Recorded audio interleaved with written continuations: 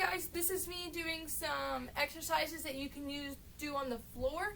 I'm using an old blanket as a mat. I know a lot of people don't have yoga mats or exercise mats, so a blanket will do just fine. You just want it to support your joints, so like at your elbows if you're laying on the ground, or support your head if your head's up against the ground.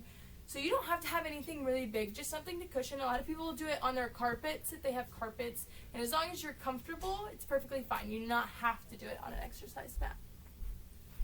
So the first exercise I want to demonstrate is a plank. So you're going to take your arms, and you want to make sure that your shoulder is in line to your elbows when you go down. And you want to make sure that your back is flat. And I'll show you from a side view so that you guys can see. You're going to try and make sure that your back is as flat as possible in this position. And if this position is really uncomfortable for your shoulders or your elbows, another really good position, because I've had shoulder injuries, is to go into an upright plank. It takes a lot of stress off your shoulders and can be much more comfortable. And if you don't like holding the plank, you can always do up downs. Go back and forth. And if you take a break, this is the down position. You just put one knee to the ground. Another good abdominal exercise to work our side abdominals is, I call them penguins.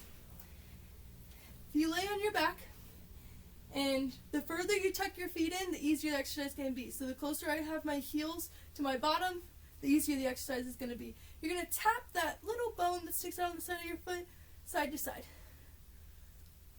And if that's too easy, you can scoot your feet out, and it'll make you reach a little further. It makes it a little harder, which is another really good ab exercise. And if you are able to get on the ground, another really good exercise you can do are 6 inches, which is where you lift your feet off the ground. If it's a little difficult, you can put your hands under your bottom and lift them and point your toes. And you hold it each exercise for about 30 seconds. And one more exercise that's really good when you're on the ground, it's technically an upper body exercise, but since I'm doing exercises on the ground, this is another couple exercises that are really good, are push-ups. I know a lot of people can't do a normal push-up. They're very hard. I'm not very good at them. So if you need to make a modification, even if you're a guy, these push-ups are good for you. 2, they take a lot of stress off the joints.